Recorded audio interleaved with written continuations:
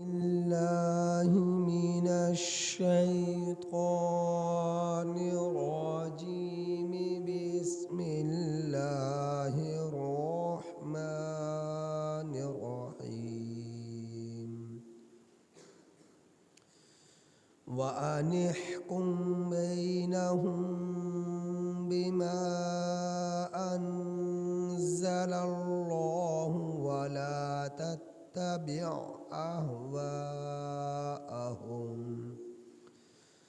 ولا تتبع أهواءهم واحذرهم أن يفتنوك عن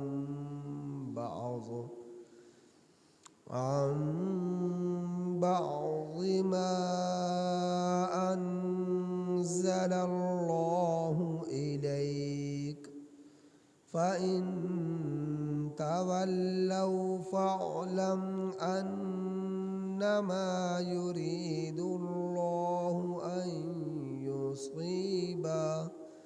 أن يصيبهم ببعض ذنوبهم وإن كثيرا من الناس لفاسقون.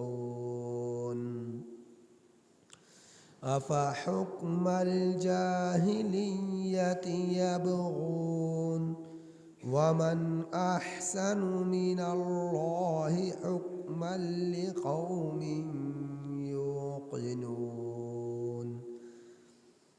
يا أيها الذين آمنوا لا تتخذوا اليهود والنصارى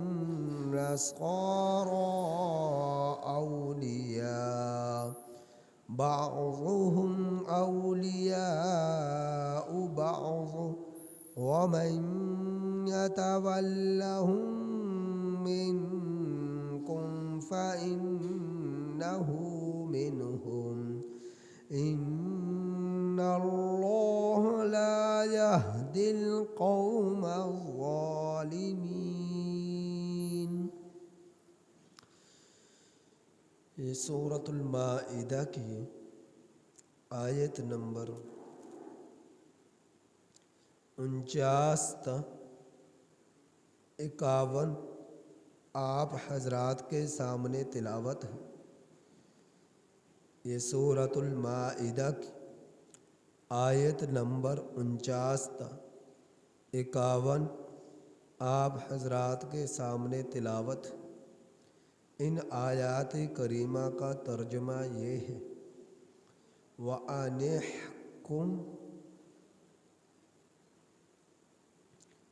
اور یہ کہ آپ صلی اللہ علیہ وسلم فیصلہ کریں بینہم، یہودیوں کے درمیان،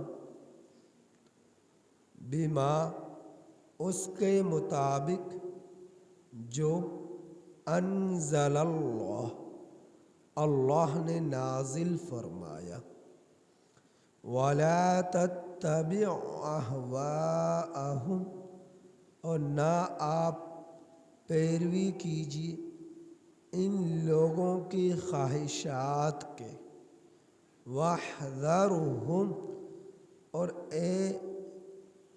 اور آپ صلی اللہ علیہ وسلم ان لوگوں سے بچتے رہیے، ان یفتنوک، یہ کہ یہ لوگ آپ کو فتنے میں ڈالیں، بعض ان چیزوں سے، ما انزل اللہ الیک، جو اللہ نے نازل فرمائی ہیں آپ صلی اللہ علیہ وسلم کی طرف۔ فَإِن تَوَلَّوْا، پھر اگر یہ لوگ پیٹھ پھیریں، فَاعْلَمْ، تو آپ خوب جانتے ہیں، انما یرید اللہ، سو آپ خوب جان لیں بے شک اللہ تعالی چاہتا ہے، ارادہ کرتا ہے، ان یصیبہم، یہ کہ ان لوگوں کو مصیبت میں مبتلا کر دے، ببعض ذنوبہم، ان لوگوں کے بعض گناہوں کی وجہ سے، وَإِنَّ كَثِيرًا مِّنَ النَّاسِ، اور بے شک لوگوں میں سے بہت زیادہ لوگ، لفاسقون، البتہ نافرمان ہیں، افحکم الجاہلیت، کیا پس جاہلیت کا حکم، یبغون، یہ لوگ تلاش کرتے ہیں، ومن احسن من اللہ، اور کس کا فیصلہ، ومن احسن من اللہ حکما، اور اللہ تعالی سے زیادہ کس کا فیصلہ اچھا ہو سکتا ہے، لقوم یوقنون، ایسی قوم کے لیے جو یقین رکھتی ہے، یا ایھا الذین آمنوا، اے ایمان والو، لا تتخذوا الیہود والنصارى، تم لوگ نہ بناؤ یہودیوں کو اور عیسائیوں کو، نصارہ کو، اولیاء، دوست، بعضهم، بعض ان کے، اولیاء، دوست ہیں، بعض، بعض کے، اے ایمان والو، تم لوگ یہود و نصارہ کو دوست نہ بناؤ، ان میں سے بعض کے دوست ہیں، وَمَن يَتَوَلَّهُم مِّنكُمْ، سو جو شخص ان لوگوں کے ساتھ تم میں سے دوستی رکھے گا، فَإِنَّهُ مِنْهُمْ، سو بے شک وہ انہی لوگوں میں سے ہوگا، ان اللہ، بے شک اللہ تعالی، لا یہدی القوم الظالمین، ظالم لوگوں کو ہدایت نہیں دیتا۔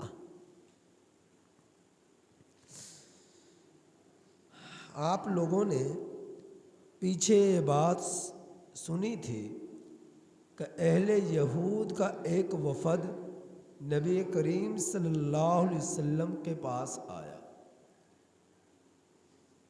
کہ ان اہل یہود میں سے ایک اونچے خاندان کی عورت نے اور ایک اونچے خاندان کے مرد نے جو کہ شادی شدہ تھے، انہوں نے بدکاری کا ارتکاب کر لیا، زنا کر لیا۔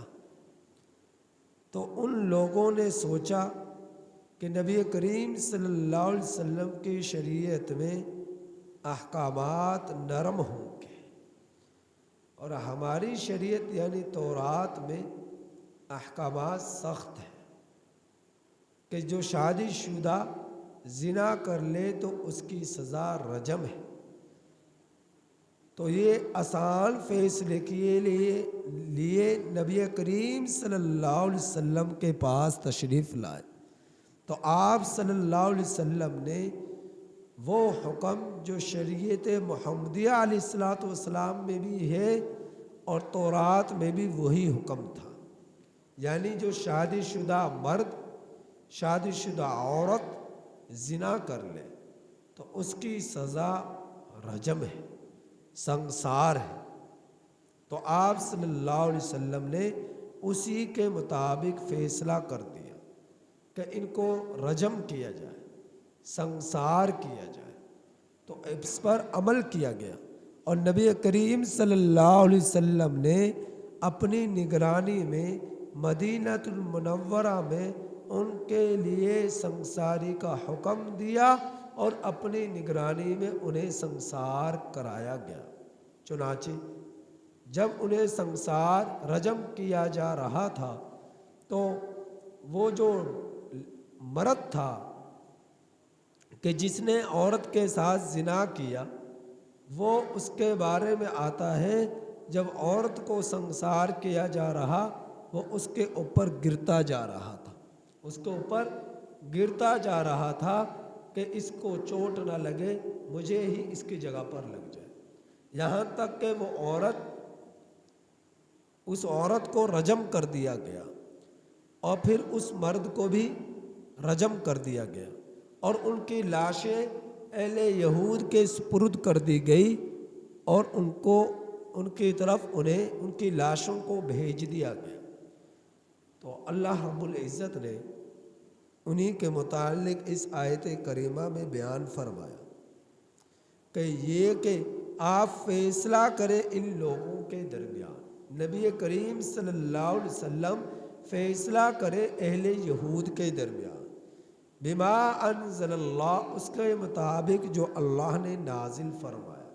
तो रात में भी हुक्म नाजिल फरमाया कि शादीशुदा जिना कर ले तो उसकी सज़ा रजम है। कुरान करीम में भी हुक्म नाजिल फरमाया कि जो जिना कर ले शादीशुदा उसकी सज़ा रजम है।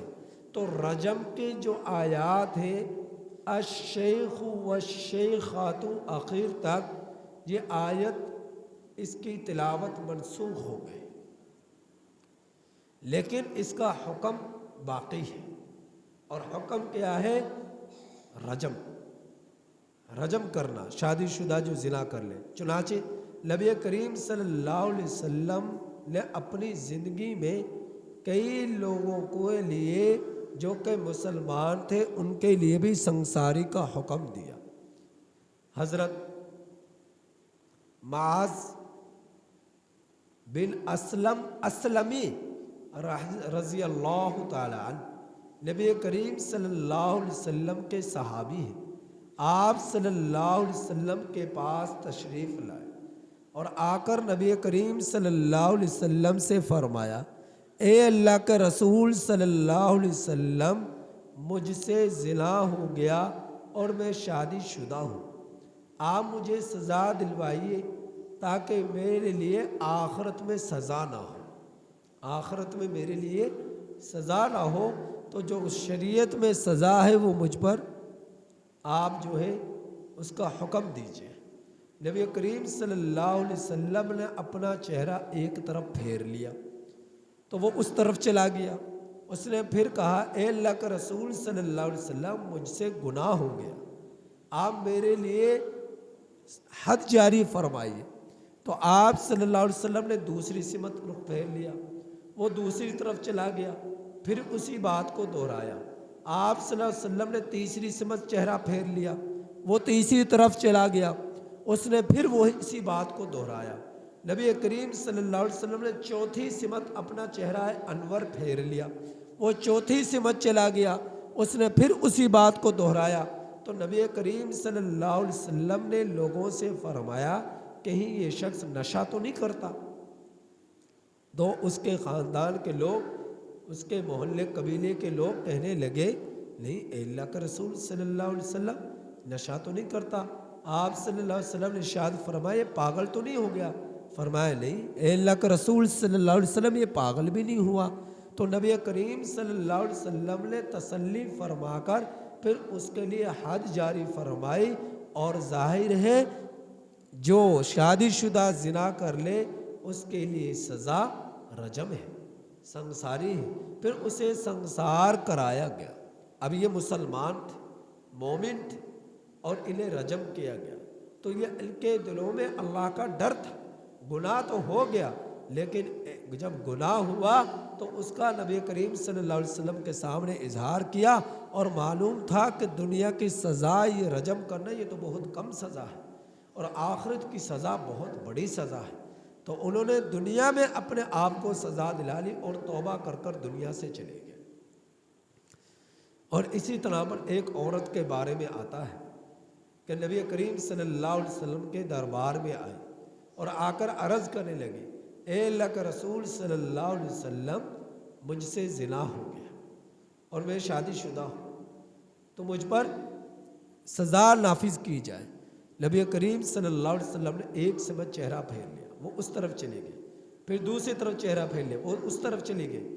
آخر کار وہ عورت کہنے لگی، اے اللہ کا رسول صلی اللہ علیہ وسلم، میرے پیٹ میں بچہ بھی ہے، میرے پیٹ میں بچہ بھی ہے اور یہ ناجائز بچہ ہے، میں شادی شدہ ہوں اور مجھ سے زنا ہو گیا۔ تو نبی کریم صلی اللہ علیہ وسلم نے اس کے بارے میں یہی تحقیق کی، کہیں یہ حواس باختہ تو نہیں ہو گئی، نشہ تو نہیں کرتی، پاگل تو نہیں ہو گئی؟ تو لوگوں نے بتلایا نہیں۔ تو نبی کریم صلی اللہ علیہ وسلم نے ارشاد فرمایا کہ ٹھیک ہے تجھ سے گناہ ہوا ہے، لیکن جو تیرے پیٹ میں بچہ ہے اس کا تو کوئی گناہ نہیں ہے، تو آپ انتظار کریں یہاں تک کہ اس بچے کی ولادت ہو جائے۔ چنانچہ وہ عورت انتظار کرتی رہی یہاں تک کہ بچے کی ولادت ہو گئی۔ جب بچے کی ولادت ہو گئی تو پھر وہ نبی کریم صلی اللہ علیہ وسلم کے پاس تشریف لائی اور آ کر عرض کیا، اے اللہ کے رسول صلی اللہ علیہ وسلم، بچے کی ولادت ہو گئی، لہٰذا مجھ پر جو ہے سزا نافذ کی جائے۔ نبی کریم صلی اللہ علیہ وسلم ارشاد فرمایا کہ پہلے اس بچے کے دودھ کا انتظام کرو، دودھ پلانے والی کا انتظام کرو۔ تو دودھ پلانے والی کا انتظام نہ ہو سکا تو نبی کریم صلی اللہ علیہ وسلم نے ارشاد فرمایا، اسے 2 سال تک دودھ پلاؤ پھر آنا۔ وہ اس عورت نے اس بچے کو 2 سال تک دودھ پلایا، پھر وہ نبی کریم صلی اللہ علیہ وسلم کے پاس آئی اور آپ صلی اللہ علیہ وسلم سے عرض کیا، اے اللہ کا رسول صلی اللہ علیہ وسلم، میں نے مدت رضاعت 2 سال پوری کر لی، اب مجھ پر سزا نافذ کی جائے۔ آپ صلی اللہ علیہ وسلم نے ارشاد فرمایا، کیا یہ بچہ روٹی کھانے لگ گیا؟ فرمایا ہاں روٹی بھی کھانے لگ گیا۔ تو پھر فرمایا کہ روٹی لائی جائے، روٹی منگوائی گئی اور پھر اس بچے کو روٹی کھلائی گئی، یہاں تک کہ دیکھا گیا کہ بچہ روٹی کھا رہا ہے۔ پھر نبی کریم صلی اللہ علیہ وسلم نے اس پر سزا نافذ کرائی، حد جاری کرائی۔ آپ اندازہ کرو کہ وہ نبی کریم صلی اللہ علیہ وسلم کی صحابیہ ہے، مومن ہے، اور اس سے یہ گناہ سرزد ہو گیا۔ اللہ کا ڈر، آخرت کا ڈر اس قدر دلوں میں اترا ہوا تھا، آخرت کا یقین اس قدر اترا ہوا تھا کہ خدا نہ خواستہ میں آج دنیا میں اپنے آپ کو بچا لیا تو موت کے بعد بہت سخت سزا ملنے والی ہے، بہت سخت سزاؤں کا سامنا کرنا پڑے گا۔ تو اس عورت نے وضع حمل کا انتظار کیا، پھر آپ صلی اللہ علیہ وسلم کے پاس آئی، پھر اس عورت نے مدت رضاعت کو پورا کیا، پھر نبی کریم صلی اللہ علیہ وسلم کے پاس آئی، یہاں تک کہ اس کے بچہ روٹی کھانے کے قابل ہو گیا اور آپ صلی اللہ علیہ وسلم نے اس پر سزا نافذ کرائی۔ تو شریعت اسلام کے اندر جو شادی شدہ زنا کر لے، مرد ہو یا عورت ہو، اس کی سزا رجم ہے، سنگساری ہے۔ آپ اپنے علاقے میں دیکھیں، اپنے محلے میں دیکھیں، اپنے قبیلے میں دیکھیں، اپنے گاؤں میں دیکھیں، اپنے شہر میں دیکھیں، اپنے ملک میں دیکھیں، آپ کو سینکڑوں نہیں ہزاروں کیس ایسے ملیں گے جو زنا کرنے والے ہوں گے اور شادی شدہ ہوں گے اور پکڑے بھی جاتے ہیں، لوگوں کے علم میں بھی ہوتا ہے۔ لیکن آج تک قرآن کے اس فیصلے پر جو تورات میں بھی موجود تھا، قرآن میں بھی موجود ہے، جو شادی شدہ زنا کر لے تو اس کی سزا سنگساری ہے، رجم ہے۔ اگر یہ سزا نافذ کرنا شروع کر دی جائے، اور یہ کون نافذ کرے گا؟ جج، ہماری عدالتیں، ہمارے قاضی، ہمارے حکمران اس پر توجہ کریں گے، اس کی فکر کریں گے کہ ان سزاؤں کو نافذ کرائیں۔ اور اگر ملک کے اندر 2-4 جگہوں پر بھی یہ سزائیں نافذ ہونا شروع ہو جائیں، یقین جانیے آپ کے محلے سے، آپ کے بستی سے، آپ کے گاؤں سے، آپ کے ملک سے ان بدکاریوں کا، بے حیائیوں کا، زنا کا خاتمہ ہو جائے اور پورا معاشرہ پاک ہو جائے۔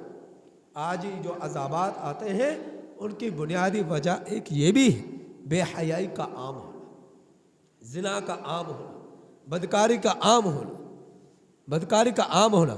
آج گھر گھر، محلے کا اندر، گاؤں کے اندر بہت سارے گھر ایسے ملیں گے جن کی جو بہو بیٹیاں ان گناہوں میں مبتلا ہیں، ان گناہوں میں مبتلا ہیں۔ تو اپنے ضمیر میں جھانک کر دیکھیں، نبی کریم صلی اللہ علیہ وسلم کی ایک صحابیہ جو ادنا ہو صحابہ اکرام سے، مرتبے کے اعتبار سے، اولویت کے اعتبار سے، ان کے خاک کے برابر بھی اس زمانے کا ولی نہیں پہنچ سکتا، ولی نہیں پہنچ سکتا، چاہے وہ اس کا اللہ سے کتنا ہی تعلق کیوں نہ ہو۔ لیکن ادنا صحابیہ کے قدموں کے ذروں کے برابر بھی نہ تابی پہنچ سکتا ہے، نہ صحابہ تابی میں سے کوئی پہنچ سکتا ہے، کوئی بڑا سے بڑا پیر پہنچ سکتا ہے، ولی پہنچ سکتا ہے۔ اور ہم لوگوں سے اگر یہ گناہ ہو جائے تو آپ اندازہ کیجئے ہم لوگوں کا بنے گا کیا۔ اور وہ ان لوگوں سے گناہ ہوئے جو بخشے بخشائے تھے، تو ان لوگوں کے دلوں میں کس قدر ڈر تھا کہ نہیں معلوم موت کے بعد اللہ نے اگر پکڑ کر لی تو ہمارا بنے گا کیا۔ انہوں نے دنیا کا اندر ہی رسوائی کو برداشت کر لیا، سزاؤں کو سامنا کر لیا اور اپنے اوپر حد جاری کرا لی، رجم اپنے آپ کو کرا لیا، سنسار اپنے آپ کو کرا لیا۔ تو دنیا کا اندر ہی وہ توبہ کر کر سزا کو اپنے اوپر لاگو کر کر دنیا سے چلے گئے، لیکن آخرت کی سزا کو انہوں نے قبول نہیں کیا۔ کیوں کہ آخرت کی سزا سے ہم بچ جائیں، آخرت کی رسوائی سے ہم بچ جائیں، جب پوری دنیا کے لوگوں کے سامنے رسوا ہونا پڑے گا، پوری دنیا کے لوگوں کے سامنے جہنم میں جانا پڑے گا، اس سے پہلے آج دنیا کا اندر ہی یہ وقت ہے کہ ہم توبہ کر لیں اور اپنا آپ کو سنسار کرا لیں۔ اور انہوں نے کرا لیا۔ تو معاشرے کے اندر سے بے حیائی تبھی ختم ہو سکتی ہے، زنا تبھی ختم ہو سکتا ہے، بدکاری تبھی ختم ہو سکتی ہے جب جو ہے شریعت کے نظام کو نافذ کیا جائے، شرعی سزاؤں کو نافذ کیا جائے، چاہے وہ شرعی سزا ڈاکو کے لیے ہو، چاہے وہ شرعی سزا چور کے لیے ہو، چاہے وہ شرعی سزا جو ہے زانی کے لیے ہو، زانیہ کے لیے ہو۔ تو جب تک ان سزاؤں پر، شریعت کے اس نظام پر عمل نہیں کیا جائے گا، اس وقت تک یہ جرائم ختم نہیں ہو سکتے، یہ گناہ ختم نہیں ہو سکتے، یہ بے حیائی ختم نہیں ہو سکتی، یہ بے حیائی ختم نہیں ہو سکتی۔ تو اللہ تعالیٰ فرما رہے، اے میرے پیغمبر آپ ان لوگوں کی خواہشات کی پیروی نہ کیجیے۔ یعنی اہل یہود تو یہ چاہتے تھے نا، کوئی نرم سزا مل جائے، کوئی جرمانہ عائد ہو جائے، جیل میں ڈال دیا جائے، یا کوئی آسان سزا مل جائے۔ تو اللہ کے رسول صلی اللہ علیہ وسلم نے تو وہ سزا نافذ کرنی تھی جو اللہ نے آپ صلی اللہ علیہ وسلم کو حکم دیا، اور تورات میں بھی وہی حکم تھا، کیا؟ شادی شدہ زنا کر لیتے اسے رجم کیا جائے، اسے سنسار کیا جائے۔ تو فرمایا کہ آپ ان کی خواہشات کے مطابق نہ چلیں، جو یہ چاہتے ہیں۔ وَاحْذَرْهُمْ أَنْ يَفْتِنُوكَ، اور آپ بچتے رہیں ان لوگوں سے، یہ کہ یہ لوگ آپ کو فتنے میں ڈال دیں بعض ان چیزوں سے جو اللہ نے نازل فرمائی آپ کی طرف۔ یعنی اللہ نے نازل فرمایا کہ شادی شدہ زنا کر لے تو اس کی سزا رجم ہے، سنسار ہے۔ تو آپ ان کی خواہشات پر عمل کر کر اور اللہ کے حکم کو نافذ نہ کر کر، یعنی سنساری کا حکم نہ دے کر کہیں آپ فتنے میں نہ ڈل جانا، فتنے میں نہ ڈل جانا۔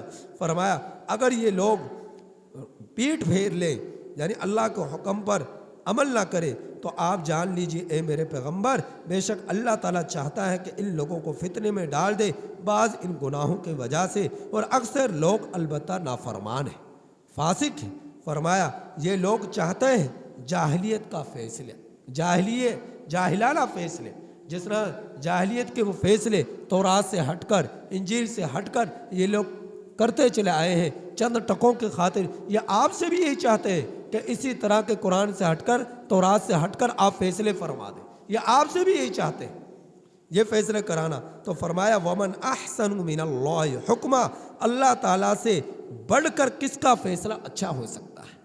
یہ اللہ کا فیصلہ ہے، جو زنا کر لے شادی شدہ تو اس کی سزا رجم، غیر شادی شدہ زنا کر لے تو اس کے لیے 100 کوڑے، جبکہ آزاد ہوں، غلام ہوں تو 80 کوڑے۔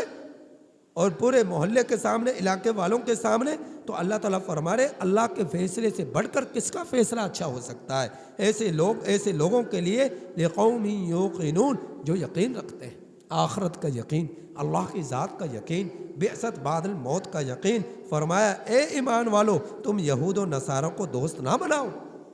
یہ یہود و نصارہ آپس میں تو دوست ہو سکتے ہیں، لیکن تمہارے دوست نہیں بن سکتے، تمہارے دوست نہیں بن سکتے۔ چنانچہ آپ دیکھیں گے کہ اہل یہود و نصارہ سے جو دوستیاں لگا رہے ہیں، ایمان والے حکمران ان سے دوستیاں لگا رہے ہیں یا اللہ کے حکم کو توڑ رہے ہیں۔ جو لوگ دوستیاں ان سے لگا رہے ہیں، یہودیوں سے، عیسائیوں سے، یا اللہ کے حکم کو توڑ رہے ہیں، قرآن کریم کے آیات کی خلاف ورزی کر رہے ہیں۔ آج پوری دنیا کے اندر ایک ملک ایسا ہے جو پوری طرح اہل یہود و نصارہ سے بیزار ہے، اور وہ ہے افغانستان۔ اور دوستی لگانے میں مصر ہے، چاہے لیبیا ہے، چاہے جو ہے سعودیہ عرب ہے، یہ مسلمان ملک ہے، مصر ہے، لیبیا ہے، سعودی عرب ہے، سینکڑوں مسلمان ممالک ایسے ہیں جو امریکہ سے دوستی لگاتے ہیں، یورپی ممالک سے، جو یہودیوں کے ممالک ہیں، عیسائیوں کے ممالک ہیں، ان سے دوستی لگاتے ہیں۔ امریکہ میں زیادہ تر نصارہ پائے جاتے ہیں، عیسائی پائے جاتے ہیں، اہل نصارہ پائے جاتے ہیں۔ تو فرمایا کہ ان سے جو دوستیاں لگا رہے ہیں، یہ چاہتے ہیں یہ ان کے محسن بن جائیں گے، یہ ہرگز مسلمانوں کے حق میں محسن نہیں ہے، خیر خواہ نہیں ہے۔ چنانچہ اسی کے بارے میں شیخ علامہ حذیفہ جو ہے نے یہ آواز جو ہے سعودی عرب کے مساجد کے ممبر پر لگائی کہ اے حکمرانوں، تم اہل یہود و نصارہ سے دوستی نہ لگاؤ۔ ان سے دوستی لگانا قرآن کریم اور نبی کریم صلی اللہ علیہ وسلم کی شریعت کے خلاف ورزی کرنا ہے، حدیث مبارک کے خلاف ورزی کرنا ہے، قرآن مجید کے جو ہے خلاف جو ہے چلنا ہے، لہٰذا ان سے دوستی نہ لگاؤ، تم قرآن اور سنت کے حکم کو توڑو گے۔ جب انہوں نے آواز لگائی تو ان کو گرفتار کر لیا گیا۔ کئی سو علماء سعودی عرب کی جیلوں میں بند ہیں، صرف کس بنا پر کہ وہ حق کو بیان کرتے ہیں، وہ حق کو بیان کرتے ہیں، اس بنا پر وہ سعودی عربیہ کی جیلوں میں بند ہیں، جنہوں نے بھی حق کو بیان فرمایا۔ تو آج جو ہے ہم لوگوں نے اپنے ضمیروں کو بیچ ڈالا، ہمارے حکمرانوں اپنے ضمیروں کو بیچ ڈالا، چاہے وہ سعودی عرب ہی کیوں نہ ہو۔ تو پھر کیا ہے، اس کی بنا پر کیا ہوا، ہم لوگ پٹ رہے، ذلیل ہو رہے، رسوا ہو رہے، اور ہم یہ سمجھتے ہیں کہ یہ لوگ ہمارے محسن ہوں گے۔ تو یہود و نصارہ کبھی بھی ہمارے محسن نہیں بن سکتے۔ آج انہوں نے ڈیرے ڈالیے سعودی عرب میں، وہاں زنا عام ہے، شراب عام ہے، زنا کے اڈے کھل گئے، شراب کے اڈے کھل گئے، بے حیائی عام ہو رہی ہے۔ تو یہ اللہ رب العزت کے پیغمبر نے یہ بات فرمائی تھی، اے ایمان والو، یہود و نصارہ کو جزیرۃ العرب سے نکال باہر پھینکو، اور فرمایا میں اگر اس سال زندہ رہا تو خود اپنی نگرانی میں ان کو نکال کر پھینکوں گا باہر۔ یہ آپ صلی اللہ علیہ وسلم نے فرمایا تھا، اور آج آپ دیکھو سعودی عرب کے اندر بے شمار یہود و نصارہ داخل ہو چکے ہیں، اور ان کے لیے رہنے سہنے کے انتظامات کیے جا رہے ہیں۔ تو اللہ رب العزت کا واضح حکم ہے، اے ایمان والو، تم لوگ یہود و نصارہ کو دوست نہ بناؤ، کیونکہ یہود و نصارہ آپس میں تو دوست بن سکتے ہیں، بعضهم اولیاء بعض، لیکن تمہارے دوست نہیں بن سکتے۔ وَمَن يَتَوَلَّهُم مِّنكُمْ، جو بھی تم میں سے ان کو دوست بنائے گا، یاد رکھو فَإِنَّهُ مِنْهُمْ، وہ انہی میں سے ہوگا۔ ان کو جو دوست بنائے گا، ان سے جو دوستی لگائے گا، کل قیامت کے دن اللہ اسے یہودی بنا کر اٹھائے گا، عیسائی بنا کر اٹھائے گا، مومن بن کر نہیں اٹھے گا۔ وہ قبر سے جب اٹھے گا یہودی بن کر اٹھے گا، عیسائی بن کر اٹھے گا۔ یہ میں نہیں کہہ رہا، قرآن کہہ رہا ہے، یہ میں نہیں کہہ رہا کہ میری بات نہیں ہے، یہ قرآن کی بات ہے۔ وَمَن يَتَوَلَّهُم مِّنكُمْ فَإِنَّهُ مِنْهُمْ، لہٰذا جو لوگ ان سے دوستی لگاتے ہیں، باہر کے ممالک میں جاب کر اہل یہود سے دوستیاں لگاتے ہیں، بے شمار ایسے لوگ ہیں ہمارے علاقے بھر میں، ہمارے گاؤں میں، ہمارے شہر میں، ہمارے ملک کے ہزاروں کی تعداد میں بیرون ملک میں نوکریاں کر رہے ہیں، جو روزگار کے تلاش میں نکلے ہوئے ہیں۔ تو ایسے لوگوں کے دوستیاں زیادہ تر یہودیوں سے ملیں گی، عیسائیوں سے ملیں گی۔ تو ان لوگوں کو اگر اس بات کی سمجھ نہیں، تو وہ آج سمجھ جائے کہ قرآن کریم کا حکم کے وہ خلاف ورزی کریں گے اگر ان سے دوستیاں لگائیں گے، ان سے ایسا تعلق رکھیں گے جیسا کہ ایک مومن کا مومن سے ہونا چاہیے، بھائی چارگی کا، ایک دوسرے کے لیے جان فدا کرنا، قربان کرنا، ان کے ساتھ اٹھنا بیٹھنا، رہنا سہنا، دوستوں والے تعلقات نبھانا، تو یہ انہی میں سے شمار کرنے والے ہونے کی علامت ہے۔ اور جو ان سے دوستیاں لگائے گا کسی بھی انداز سے، اللہ فرما رہے ہیں کل قیامت کے دن اللہ انہی کے ساتھ اٹھائے گا۔ تھا مومن دنیا کے اندر، اپنے آپ کو کہتا تھا میں مسلمان ہوں، اپنے آپ کو کہتا تھا میں مومن ہوں، لیکن جب دوستیاں لگائی یہودیوں سے، عیسائیوں سے، اور اس حالت میں مر گیا، کل قیامت کے دن اللہ اسے جب قبر سے اٹھائے گا، یہودی سے دوستی لگائی یہودی بنا کر اٹھائے گا، عیسائی سے دوستی لگائی عیسائی بنا کر اٹھائے گا۔ فرمایا ان اللہ لا یہدی القوم الظالمین، بے شک اللہ تعالیٰ ظالم قوم کو ہدایت نہیں دیتا۔ اللہ رب العزت نے ان آیات کریمہ اہل ایمان کو بیدار کیا ہے، ایمان والوں کو بیدار کیا ہے، مسلمانوں کو بیدار کیا ہے، اور گناہوں سے روکا ہے، اور قرآن کریم کا احکامات پر پوری طرح عمل کرنے پر کی طرف اللہ رب العزت نے زور دیا ہے کہ قرآن کریم کا احکامات پر عمل کریں، آخرت کی فکر کریں، یہود و نصارہ کی اتباع نہ کریں، ان کی خواہشات کے مطابق نہ چلے۔ اب آپ صلی اللہ علیہ وسلم مخاطب ہیں، لیکن آپ صلی اللہ علیہ وسلم کی پورے آپ صلی اللہ علیہ وسلم کو پیغام دیا جا رہا ہے، اور پوری امت قیامت تک آنے والا آخری فرد تک ان آیات کریمہ کا مخاطب ہے۔ لہذا قرآن کریم پر عمل کرنے کی ہم میں سے ہر ایک کے لیے ضرورت ہے۔ اللہ سے دعا ہے کہ اللہ تعالی ہمیں ان آیات کریمہ کی کامل سمجھ نصیب فرمائے۔